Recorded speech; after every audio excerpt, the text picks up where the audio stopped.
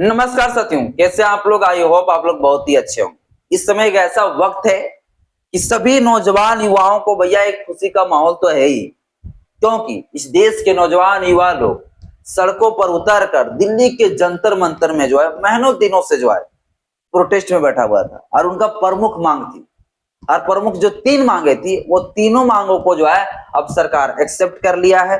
और जिसमें सबसे प्रमुख मांग ये था कि इस देश की शिक्षा मंत्री धर्मेंद्र प्रधान की इस्तीफा हो। लेकिन धर्मेंद्र प्रधान जी जो है कल अपनी पद से इस्तीफा दे दिए हैं 2:18 में दोपहर के कल।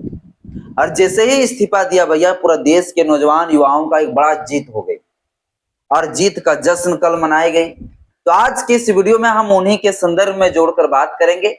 किसी भी केंद्रीय मंत्री की इस्तीफा की प्रक्रिया क्या होता है, जब कोई केंद्रीय मंत्री अपनी त्यागपत्र देते हैं तो किन्हें देते हैं, वह त्यागपत्र का अंतिम निर्णय किनके द्वारा लिए जाते हैं, तब जाके वह मंत्री को अपना पद से खाली करना पड़ता है। तो ये सारे चीजें साथियों आपको हम बताएंगे।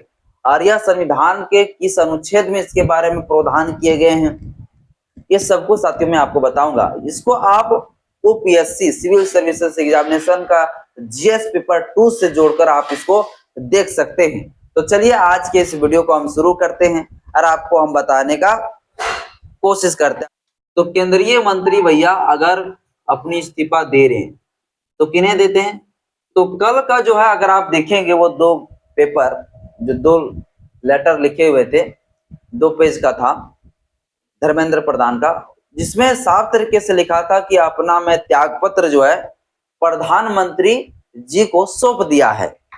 अब देखिए यहां पर क्या लिखा है, अपना त्यागपत्र किसको सौंप दिया है, त्यागपत्र भैया सौंप दिया है प्रधानमंत्री को। किसको, प्रधानमंत्री को।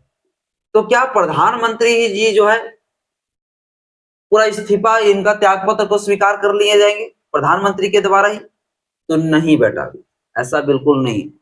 त्यागपत्र प्रधानमंत्री को देते हैं, लेकिन प्रधानमंत्री इस त्यागपत्र को आगे फॉरवर्ड कर देता है। और फॉरवर्ड किनको कर देता है, ये फॉरवर्ड कर देता है इस देश के जो राष्ट्रपति है, इस राष्ट्रपति को जो है फॉरवर्ड कर देता है। ठीक है।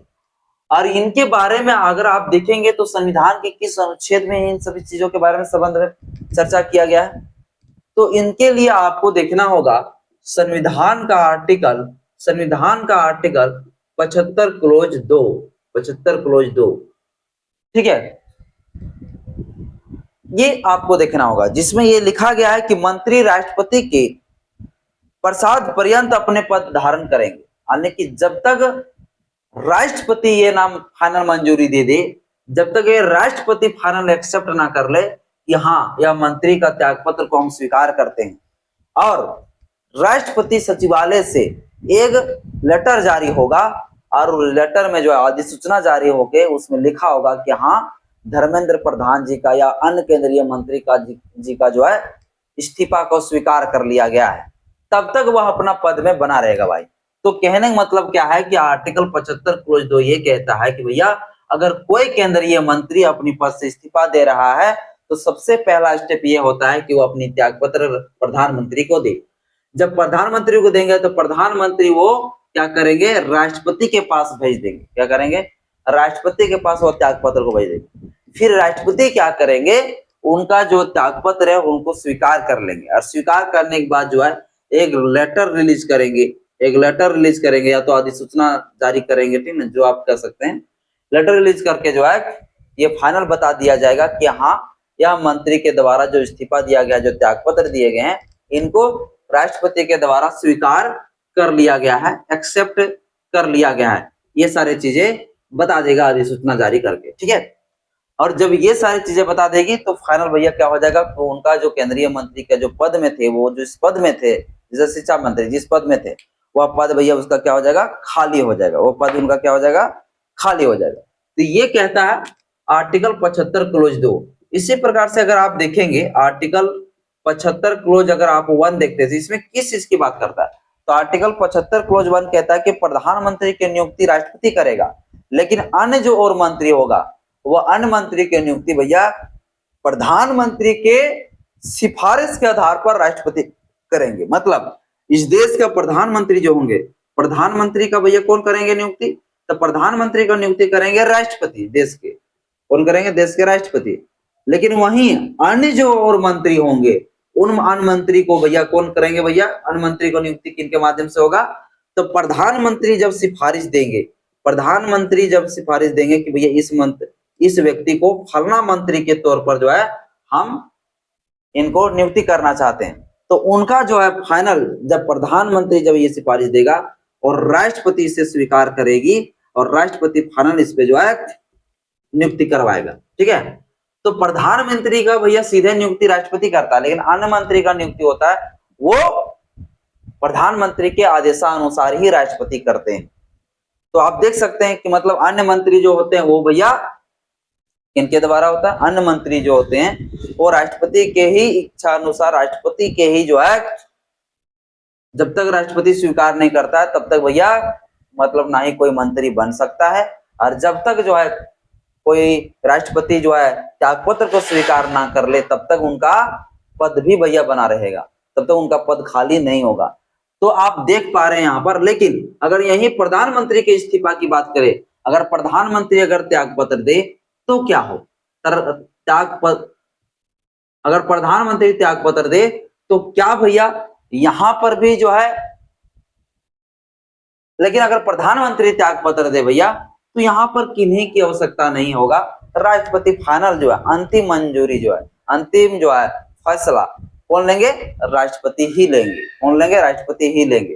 प्रधानमंत्री किसी का फिर सलाह नहीं लेगा, लेकिन अन्य मंत्री और देंगे। अगर केंद्रीय मंत्री और लोग जो रहेंगे वो लोग अगर कोई भैया अगर देंगे इस्तीफा तो पहले प्रधानमंत्री का होगा निर्णय, प्रधानमंत्री को दिए जाएंगे और उनके सलाह पर जो है राष्ट्रपति भैया करेगा, निर्णय लेगा अंतिम। तो ये संविधान का अनुच्छेद 75 क्लोज 2 के तहत साथियों जो है ये प्रावधान किया गया है। तो अभी वर्तमान में जो है ये केंद्रीय मंत्री जो इस्तीफा दिए हैं जिनका नाम है धर्मेंद्र प्रधान। क्या नाम है? धर्मेंद्र प्रधान। उनका नाम है धर्मेंद्र प्रधान। ठीक है, धर्मेंद्र प्रधान। और नया जो शिक्षा मंत्री का पद जिनको दिया गया है उस व्यक्ति का नाम है प्रहलाद जोशी। क्या नाम है? प्रहलाद जोशी।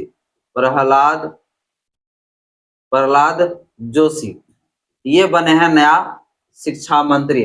अब आप एक बात बताइए मुझे, ये दोनों धर्मेंद्र प्रधान भी आरएसएस का भैया बड़ा वरिष्ठ कार्यकर्ता था, और अब जो है प्रहलाद जोशी भी जो बनाया गया है ये भी जो है आरएसएस का बड़ा जो है एक कार्यकर्ता है।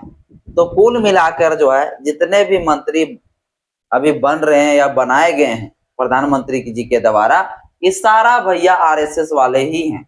आप पूरा इन लोगों पर ट्रस्ट विश्वास नहीं कर सकते हैं, क्योंकि आरएसएस का विचारधारा क्या है आप सभी को पता ही है। तो ये प्रहलाद जोशी भी क्या है? प्रहलाद जोशी भी जो आरएसएस का कार्यकर्ता है, लेकिन इसे ही बना दिया गया है।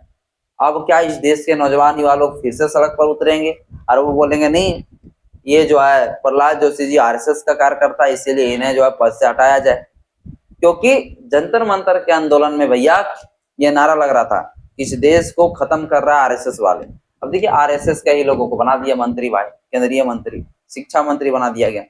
तो स्वागत है इस नए शिक्षा मंत्री का, लेकिन बड़ा आशा उम्मीद जो है लोगों को जो है इस पर, ये मुझे नहीं लगता कि आशा उम्मीद जो है ये बनाए रहेंगे भाई। बाकी इनका क्रिमिनल रिकॉर्ड भी हमने देख लिया है, इनका कोई क्रिमिनल रिकॉर्ड उस प्रकार से है नहीं। 2-4 केसेस था इनका भाई चचेरा भाई सही से, लेकिन कोर्ट में सिद्ध नहीं हो पाया। ठीक है, तो कुल मिला के उतना क्रिमिनल रिकॉर्ड तो इसका नहीं है प्रहलाद जोशी का, लेकिन ये भैया जो है आरएसएस का प्रमुख कार्यकर्ता है, ये आप लोग याद रखिएगा।